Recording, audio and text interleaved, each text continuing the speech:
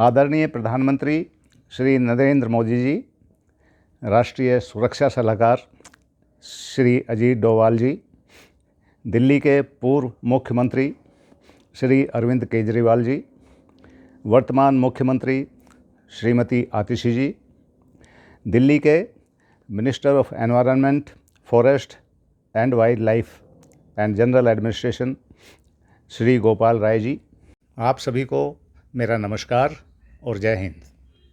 मेरा नाम है मेजर जनरल डॉक्टर श्रीपाल, विशिष्ट सेवा मेडल, रिटायर्ड। मैं आर्मी से रिटायर्ड एक मेजर जनरल हूं और मैं अपना इंट्रोडक्शन भी आपको ईमेल के ज़रिए, पत्रों के ज़रिए दे चुका हूं कि मैंने इंडियन आर्मी में करीब 35 साल सर्विस की है और 35 साल सर्विस में रहते हुए मैंने एक बहुत ही इम्पोर्टेंट टेक्नोलॉजी आविष्कार किया था जिसको न्यूक्लियर प्रोटेक्शन टेक्नोलॉजी कहते हैं। और मैं एक बहुत खुशकिस्मत आदमी हूं कि मुझे अपनी इस बनाई हुई टेक्नोलॉजी का इस्तेमाल करने का मौका आर्मी में मिला। आपको भी याद होगा, मैंने प्राइम मिनिस्टर साहब को लिखा भी है कि सन 2001-2002 में हमारे देश पे कुछ इस तरह की स्थिति बन गई थी कि उस टाइम हमको मेरे द्वारा ईजाद की हुई टेक्नोलॉजी का इस्तेमाल करके हमने सिचुएशन को संभाला था। आर्मी से रिटायरमेंट लेने के बाद 2011 में मैंने रिटायरमेंट ले लिया था, लेकिन उसके बाद मैं एक और टेक्नोलॉजी पे काम कर रहा हूँ जिसका नाम है पोल्यूशन प्रोटेक्शन टेक्नोलॉजी। मैं आप सभी को पिछले करीब 2 साल से ईमेल भेजकर, पत्र लिखकर दिल्ली की बढ़ते हुए प्रदूषण के बारे में जानकारी देता रहा हूँ। टेक्नोलॉजी के बारे में मैं आपसे मिलकर बताना चाहता था, लेकिन आप लोगों के बिजी शेड्यूल के कारण मौका शायद नहीं मिल पा रहा है। यहाँ तक कि मेरे लेटर्स का जवाब भी कोई आपके ऑफिस से या आपके किसी नीचे वाले ऑफिस से आज तक मेरे पास नहीं आया है। इसलिए मुझे लग रहा है कि शायद मेरे लेटर्स या मेरी रिक्वेस्ट आप लोगों तक पहुँच ही नहीं रही है। तो इसलिए आज मैं इस इंटरव्यू के बहाने मैं आपसे रिक्वेस्ट पहुंचाना चाहता हूं कि कृपया मेरी बात को सुनें।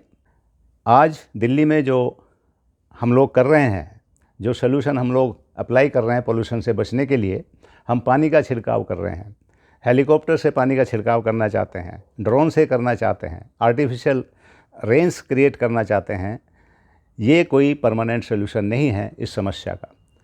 इस समस्या का पूरा समाधान मेरे पास है। इंडियन टेक्नोलॉजी जो मैंने बनाई है पूरी स्वदेशी तकनीक है, बंकरमैन टेक्नोलॉजी।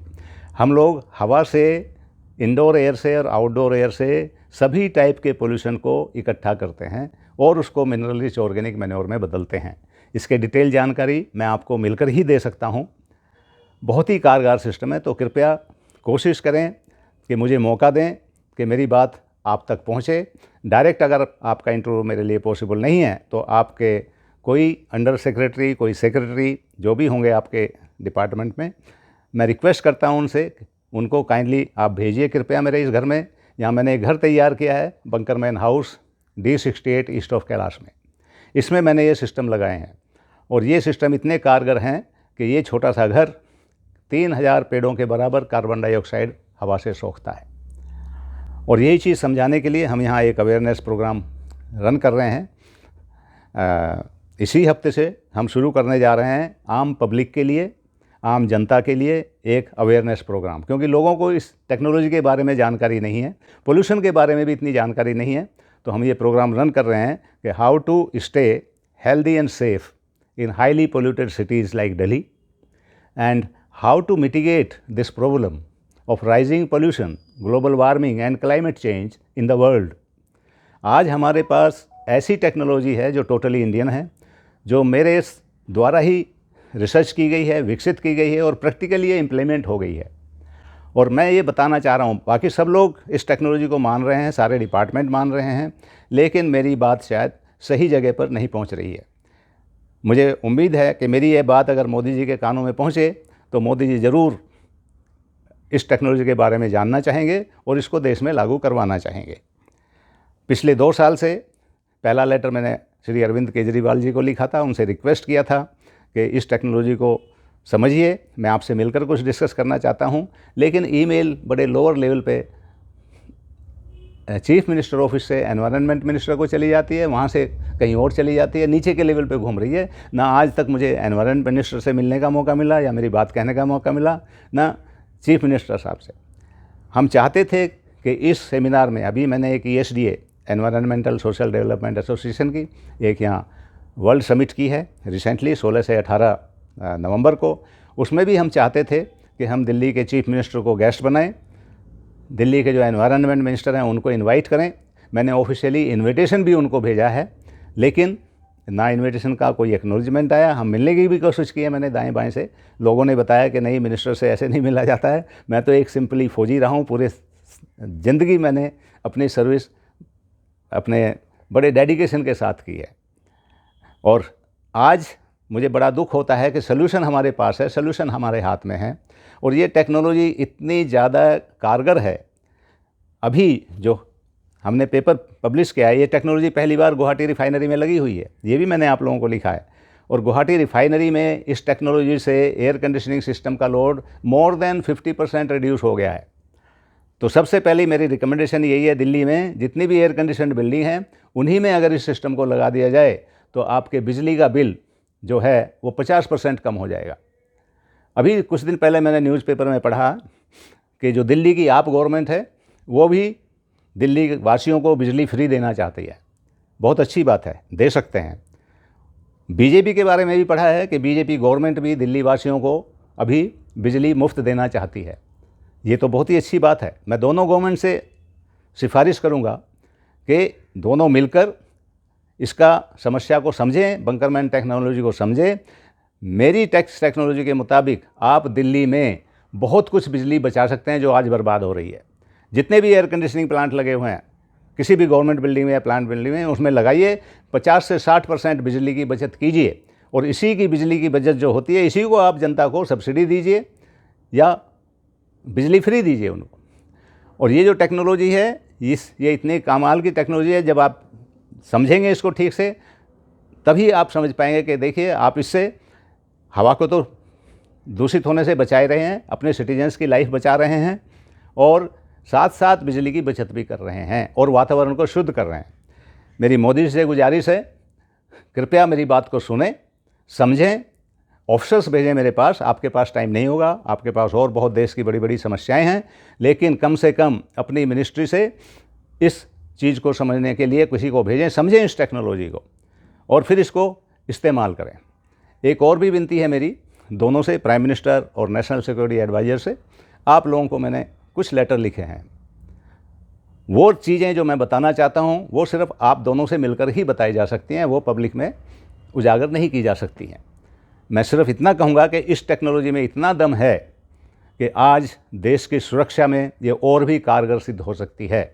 ये टेक्नोलॉजी जो अभी मैंने बनाई है, pollution protection technology, carbon capture technology at negative cost, इसके बारे में भी मुझे कृपया मौका दीजिए।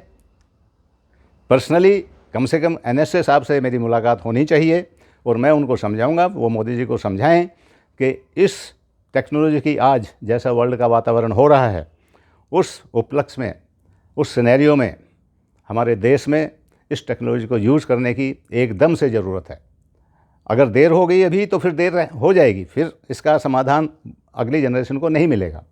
ऑलरेडी हमने घबरा करके दिल्ली के पोल्यूशन से ग्रैप 3 लगाया, फिर ग्रैप 4 लगाया, और नॉलेज जो पोल्यूशन के बारे में है, बड़ी थोड़ी सी नॉलेज गवर्नमेंट को और लोगों को है। मैं तो गवर्नमेंट को भी कहूँगा, नहीं है नॉलेज गवर्नमेंट ऑफिशियल्स को।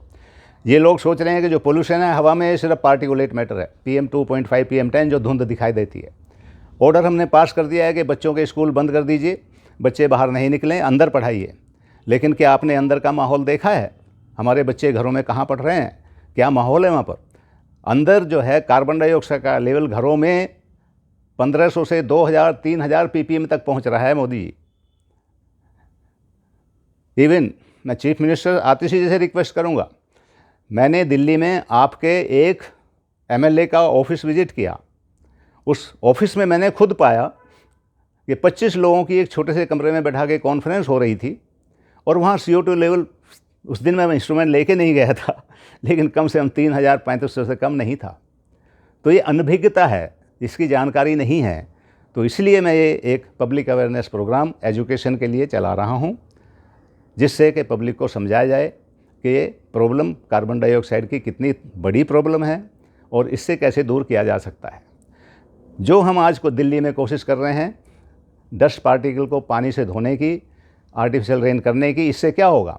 आज ये डस्ट जो दिखाई दे रही है बाहर, ये बैठ जाएगी, कल को पानी सूखने के बाद ये फिर से हवा में आएगी।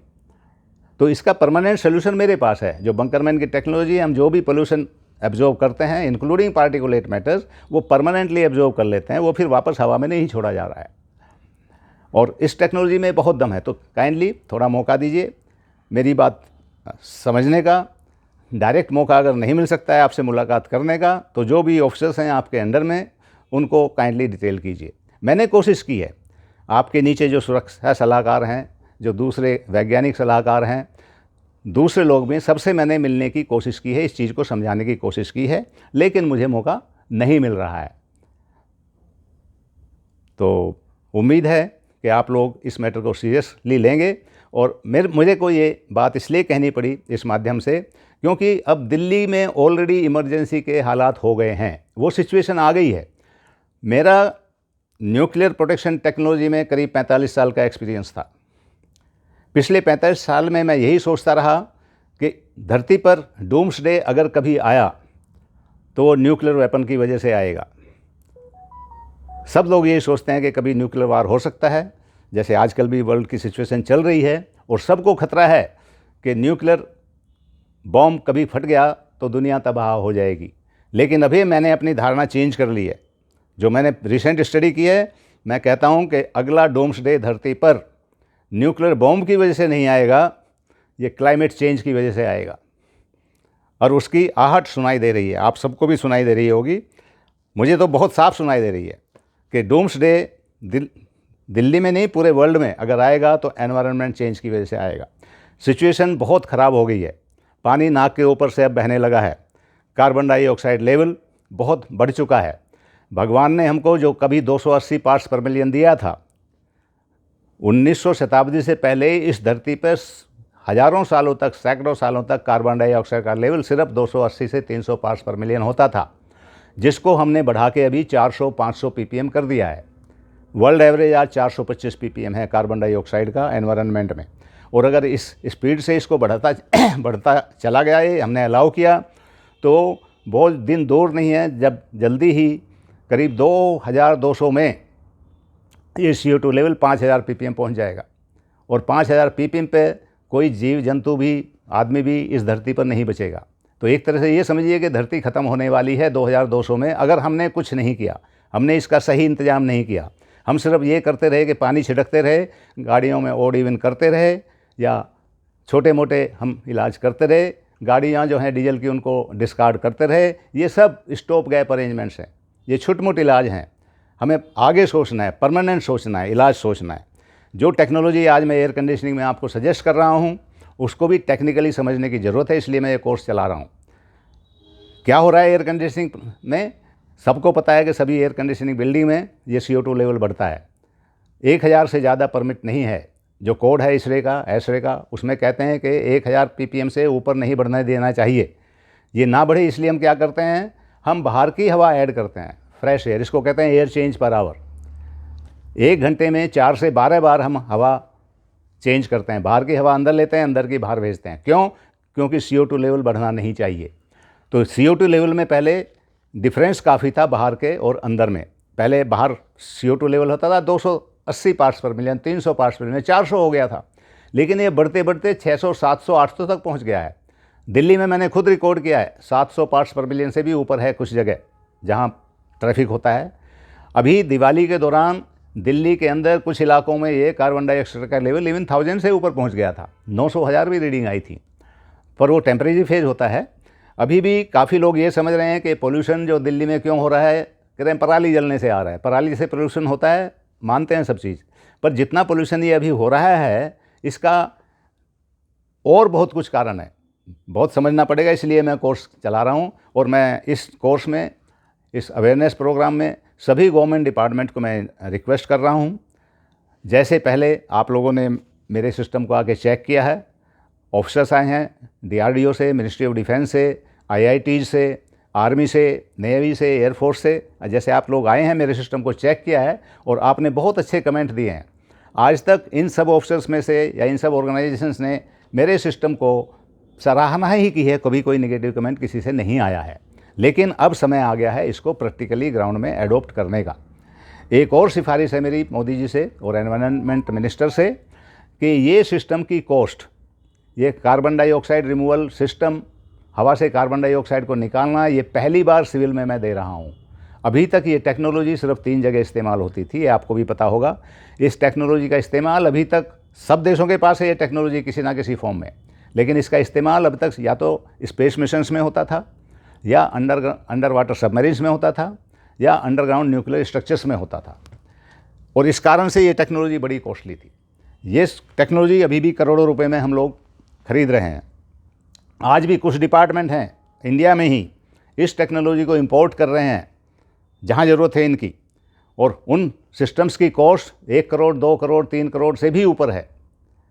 तो आपको मैं ये इन्फॉर्मेशन देते हुए मुझे खुशी हो रही है कि इस carbon dioxide removal technology, carbon capture technology की कॉस्ट मैं करोड़ों रुपए से लाखों रुपए में ले आया हूँ। इवन आम पब्लिक के लिए इसकी कॉस्ट मैंने की है 50,000 रुपये पर पर्सन, और मेंटेनेंस कॉस्ट इसकी वही है 1500-1000 रुपये पर मंथ पर पर्सन होनी चाहिए। लेकिन हिंदुस्तान में काफ़ी लोगों को अभी ये है कि इस कॉस्ट को भी नहीं अफोर्ड कर पा रहे हैं, 50,000 रुपये पर हेड। तो मैं सिफारिश करता हूँ गवर्नमेंट से कि जिस तरह से हम सब्सिडी दे रहे हैं सोलर सिस्टम लगाने में, सोलर सिस्टम में 90% की सब्सिडी गवर्नमेंट दे रही है, बढ़ावा दे रही है, तो लोग उसको अडोप्ट कर रहे हैं। तो ये जो बंकरमैन टेक्नोलॉजी है डायरेक्ट कार्बन कैप्चर की, पोल्यूशन रिमूव करने की, इसको भी गवर्नमेंट कृपया उसी कैटेगरी में रखे। 90% सब्सिडी आप दीजिए, और मैं चाहता हूँ ये 90% में से 60%, 60% सब्सिडी आप यूजर्स को, पब्लिक को दीजिए। जो कंपनी ने ये सिस्टम बनाया है, जो हम खर्चा कर रहे हैं, हमको 40% सब्सिडी काफ़ी है। और जैसे जैसे प्रोडक्शन बढ़ेगा हम कोशिश करेंगे हम सरकार से ये सब्सिडी भी ना लें, लेकिन इसका मास प्रोडक्शन करना। मैं कोई बिजनेसमैन नहीं हूँ, मैं एक रिटायर्ड आर्मी ऑफिसर हूँ, वेटरन हूँ, इंजीनियर हूँ। कुछ सर्कमस्टांसेस के कारण, कुछ उसके कारण मैं एक साइंटिस्ट बन गया हूँ, क्योंकि मैंने सोचा था इस टेक्नोलॉजी के बारे में, न्यूक्लियर प्रोटेक्शन टेक्नोलॉजी के बारे में, क्योंकि जब मैं एक यंग कैप्टन था आर्मी में, तब doctor APJ Abdul Kalam nuclear missile technology पे काम कर रहे थे। तो मैंने देखा कि इस पे प्रोटेक्शन पे कौन काम कर रहा है, तो न्यूक्लियर प्रोटेक्शन टेक्नोलॉजी पे कोई भी काम नहीं कर रहा था, और ना ये टेक्नोलॉजी कहीं पढ़ाई जाती है, किसी IIT में, किसी यूनिवर्सिटी में ये अभी तक भी नहीं पढ़ाई जाती है। हालांकि मैंने रिकमेंड किया था गवर्नमेंट को कि इस टेक्नोलॉजी को थोड़ा धीरे धीरे पढ़ाना शुरू किया जाए कुछ इंस्टीट्यूशन में, जैसे कि हमारा भाभा एटॉमिक रिसर्च सेंटर है, वहाँ पर एक कोर्स होना चाहिए, या DRDO के पास एक ऑर्गेनाइजेशन होनी चाहिए जहाँ इस टेक्नोलॉजी को ठीक से पढ़ाया जाए। तो ये भी एक बहुत इम्पोर्टेंट सब्जेक्ट है। तो इन शब्दों के साथ मैं रिक्वेस्ट करूँगा कि जिस तरह से आपने मेरी न्यूक्लियर प्रोटेक्शन टेक्नोलॉजी को इस्तेमाल करके देश के लिए सही काम किया, देश की सुरक्षा बढ़ाई, आज और भी ज़रूरत है देश की सुरक्षा में सुधार करने की। और आम पब्लिक के लिए तो ये बहुत ही अच्छी चीज़ है। और आज ये रिसर्च जो है इंडिया की रिसर्च है, इंडियन टेक्नोलॉजी है, टोटली इंडिजिनस है। इंडिया जैसा कृषि प्रधान देश ही इस टेक्नोलॉजी को इम्प्लीमेंट कर सकता है। मैंने सिफारिश की है प्रधानमंत्री श्री मोदी जी से कि आप इनिशिएटिव लेकर के वर्ल्ड लीडर बनिए। Today world needs a leader like you, क्योंकि इस टेक्नोलॉजी को सिर्फ दिल्ली में अप्लाई करने से काम नहीं चलेगा। ये टेक्नोलॉजी हर एक घर में होनी चाहिए, हर कंट्री में होनी चाहिए, पूरे वर्ल्ड में होनी चाहिए, क्योंकि एनवायरनमेंट पूरी दुनिया का कॉमन है। तो इन शब्दों के साथ मैं विदा लेता हूँ। धन्यवाद, नमस्कार, जय हिंद।